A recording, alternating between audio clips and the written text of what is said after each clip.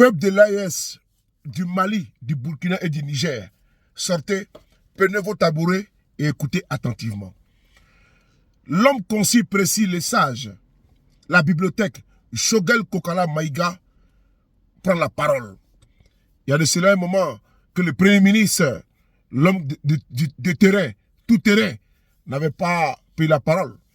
Mais il est toujours au front pour un Mali libre, un Mali souverain et un Mali indépendant, sécurisé et développé. Un peuple sans histoire est un monde sans âme.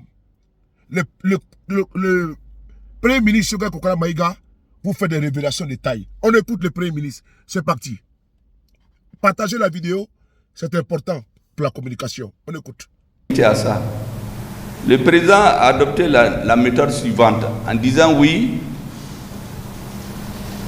les préoccupations des Maliens ont été énumérées, nous les connaissons, mais cela ne suffit pas. Il faut qu'à la fin de la transition, je puisse dire aux Maliens, voici ce que vous avez demandé, voici ce que j'ai pu faire avec mon équipe pendant cette période, voici ce que j'ai commencé, je n'ai pas pu terminer, et voici ce que je n'ai pas commencé. Pour que la nouvelle équipe qui vient n'ait pas à chercher midi à 14h. Elle vient trouver un produit pour continuer à travailler. D'autant plus que la construction d'une nation, je l'ai répété plusieurs fois, c'est l'œuvre de plusieurs générations de dirigeants accumulés qui va faire une nation prospère. Et donc l'équipe qui dirige aujourd'hui, l'héritage qu'elle veut laisser sous la houlette du président, c'est ce dont je venais de vous parler. À partir de ce moment, le gouvernement s'est imposé. Disons, le président a imposé au gouvernement de régulièrement dire dans les résolutions des assises qu'est-ce qu'il a pu faire, qu'est-ce qu'il n'a pas pu faire et qu'est-ce qu'il reste à faire. Et pour un bon contrôle du travail gouvernemental, le président a mis à ses côtés le comité indépendant de suivi et d'évaluation et des résolutions des assises. Ces explications, tous ceux qui m'écoutent ici comprennent déjà, mais je le dis en direction des Maliens, qu'ils comprennent à quel exercice on s'adonne ici.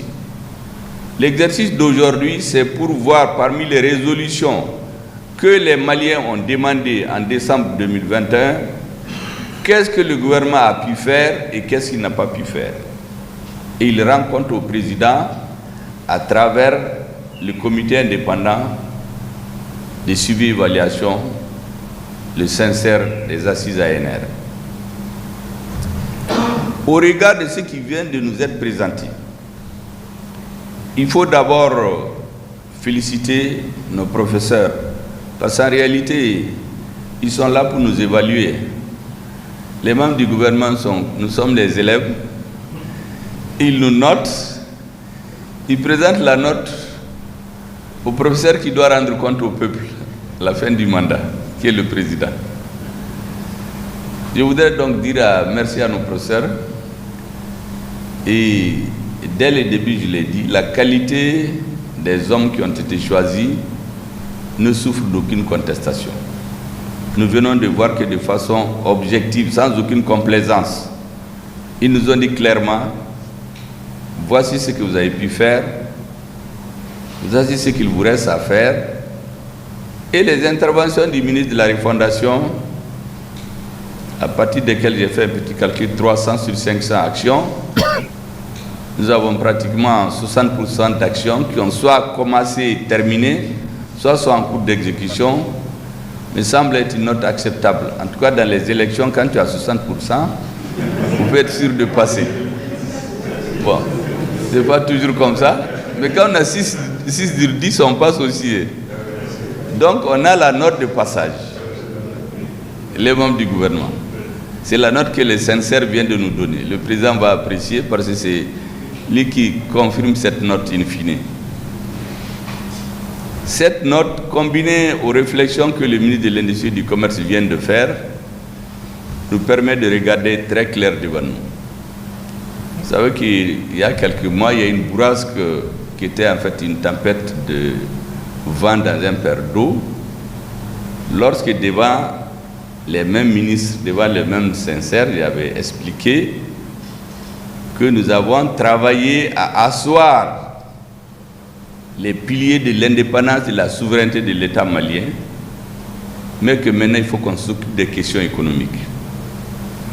Bien sûr, les gens ont glosé là-dessus, mais quand le président s'est rendu à Caille quelques jours après, il nous a tous mis d'accord. Comme le chef de famille sait le faire, quand les enfants se disputent dans la famille, il vous amène, il vous fait asseoir, il vous dit de bien comprendre. Notre pays est engagé aujourd'hui dans la résolution, parallèlement à ce que nous avons fait jusqu'ici, dans la résolution des problèmes économiques. Mais je voudrais dire à nos citoyens de comprendre, notre pays est en guerre. Parce qu'en réalité, quand on est en guerre, le pays ne peut pas marcher comme en temps normal.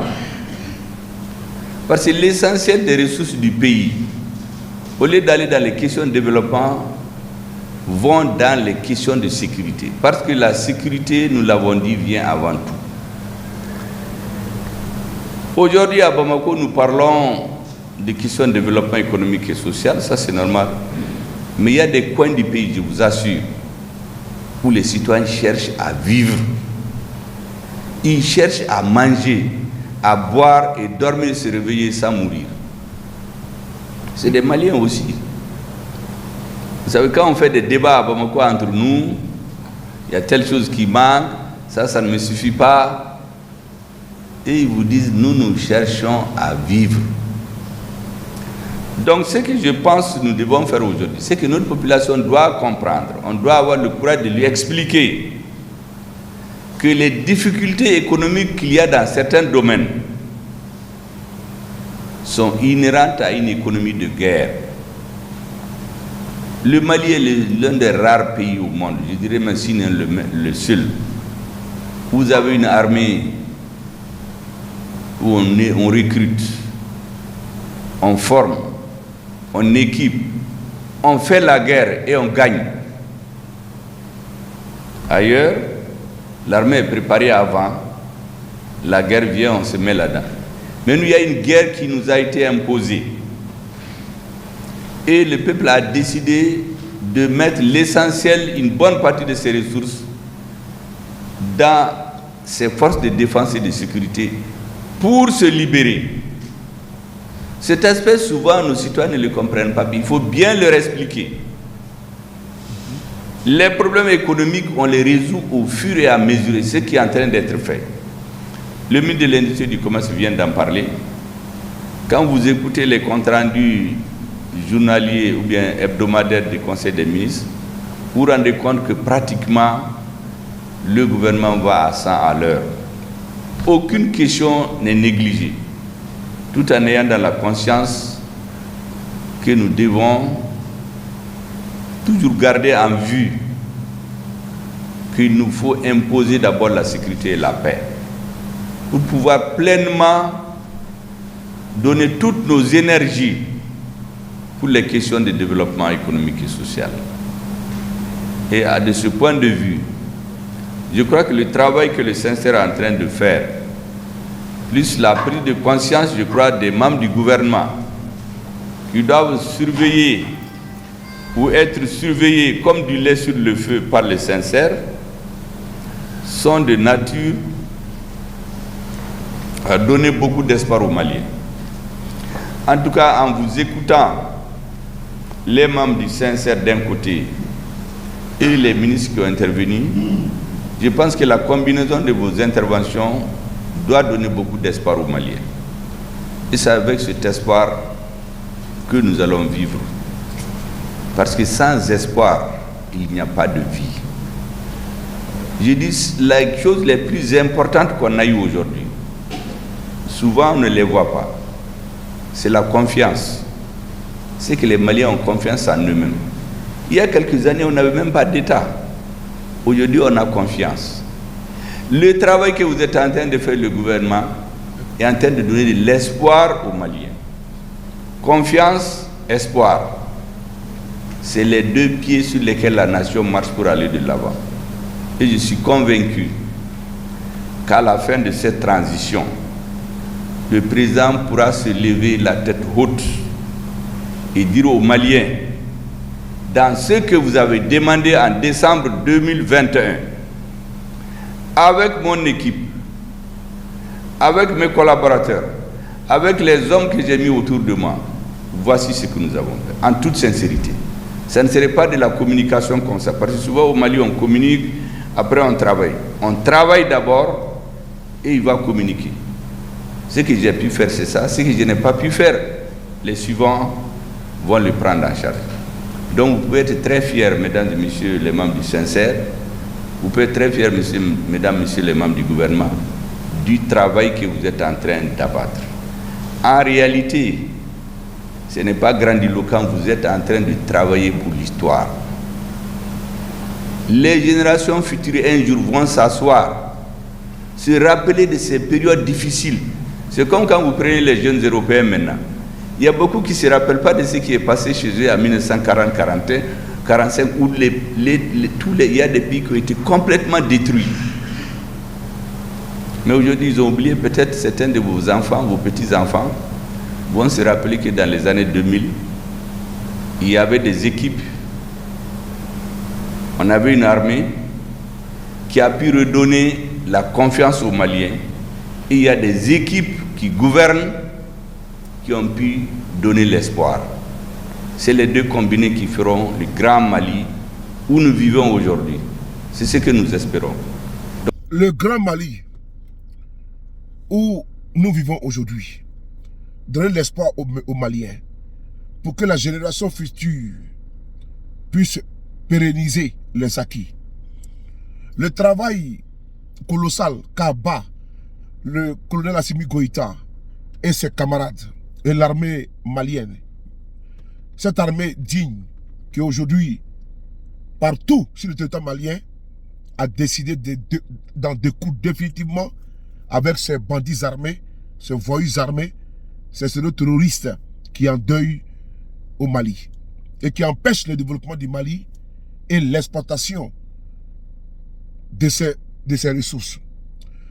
Le Premier ministre, l'homme à la parole orthogonale, limpide et lucide, la bibliothèque, vient ici encore de faire une description limpide du cap tracé par le colonel Assimi Goïta.